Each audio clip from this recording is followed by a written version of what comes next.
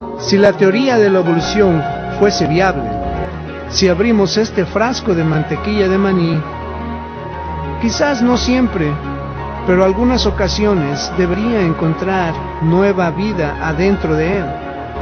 Le da risa en estos momentos.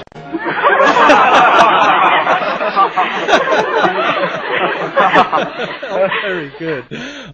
Oh, Jesus, you're being serious. Well, then let's try to clear up what the theory of evolution is and whether it really does predict that new species will spring out of a jar of peanut butter. The one thing we all know about the theory of evolution is that it was proposed by Charles Darwin about 150 years ago. Well, not quite. The idea that organisms evolve was floating around for 2,000 years before Darwin and was revived a bit before his time by Jean-Baptiste Lamarck. But it didn't gain much ground because there was no obvious mechanism by which one type of animal could change into another. Lamarck suggested that maybe animals changed because they felt the need to change. It didn't sound very scientific, and with no evidence to support it, the idea didn't go very far.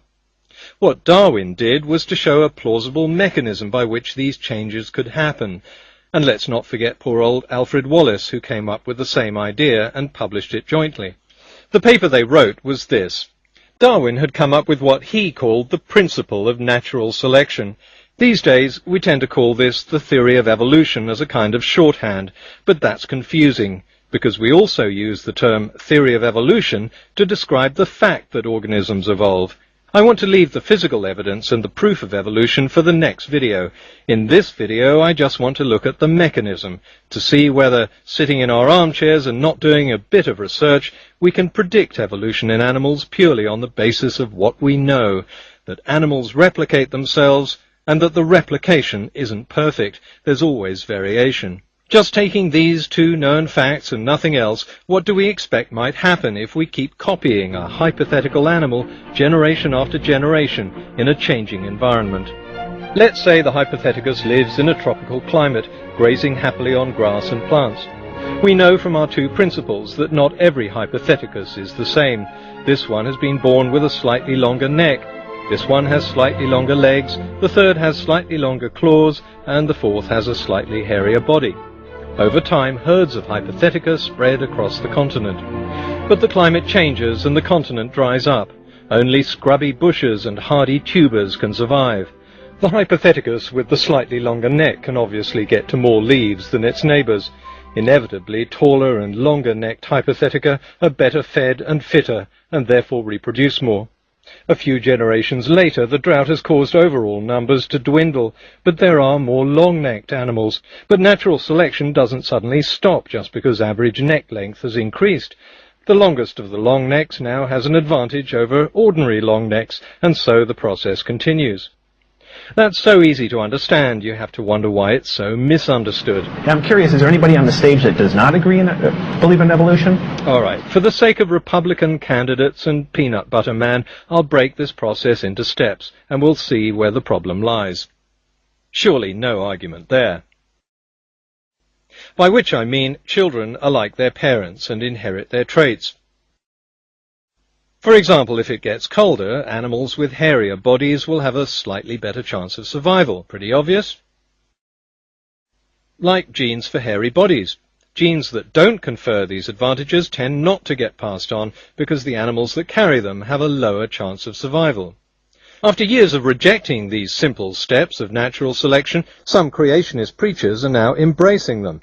Well, they have to. As more and more animal species turned up in the fossil record, Noah's Ark was in danger of sinking under the weight. So creationist preachers now propose that Noah filled the ark with different kinds of animals, and that these later evolved and branched out into the huge variety we see today. But while real evolution takes millions of years, creationist evolution squeezes all these changes into a couple of thousand. Do take a look at this great video on superevolution. But they accept natural selection with one important caveat. Now that's an interesting conclusion. What physical evidence do they have to back it up? None. Oh, all right. None. In lieu of actual evidence, creationists support their contention with one single argument, that evolution into a new species has never been observed. In mammals, that's hardly surprising. You just wouldn't notice. After all, it only took 60 years to turn this into this. But I doubt that George Bush noticed any day-to-day changes when he looked in the mirror.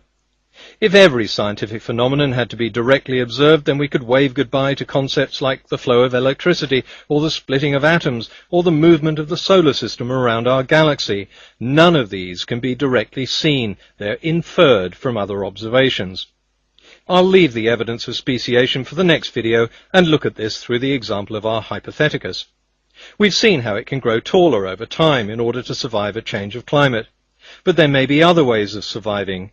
This hypotheticus, for example, may not be able to compete well for leaves, but because of its longer claws it can dig more easily for tubers, so it would have a better chance of survival, and its genes would be passed on.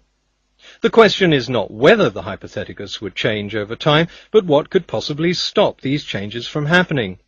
Each generational change may be tiny, but millions of years of accumulated change in a changing environment leads to two completely different animals. The question is whether their DNA would by then be so different that they could no longer breed. In the next video, we'll see if there's any physical evidence to give us the answer. Well, if you're imagining something like this, then obviously you can't. But using our theory of natural selection and breaking it down into evolutionary steps, it's easy to understand.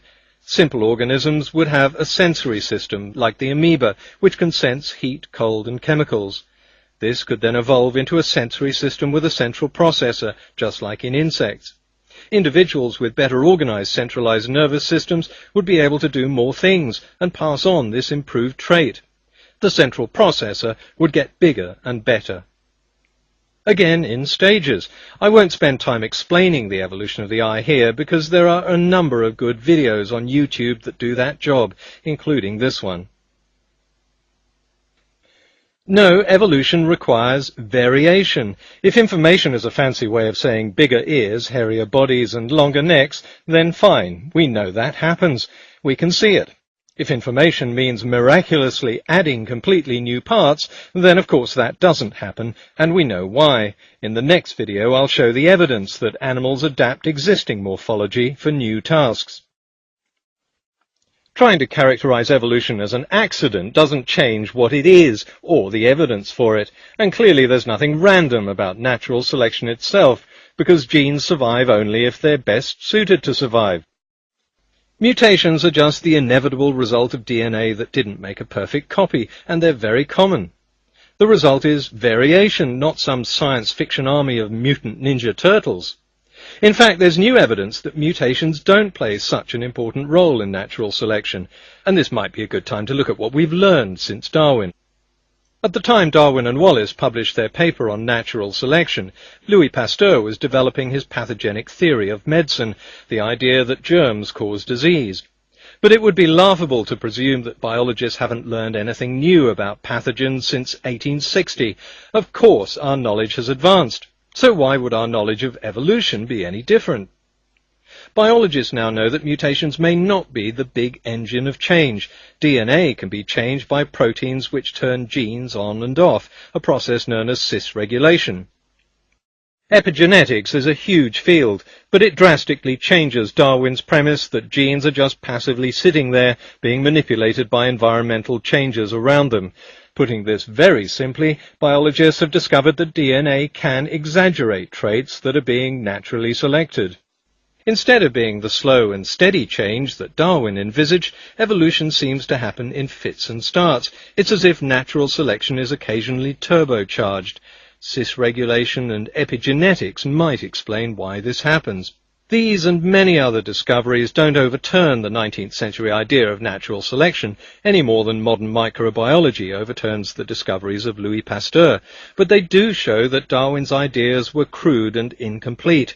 There's a lot more to the mechanism that drives evolution yet to be uncovered. Okay, so we've deduced from the comfort of our armchairs that evolution ought to happen. At least I hope so. Now it's time to do the research and see if these ideas are supported by physical evidence. Meet me in the next video.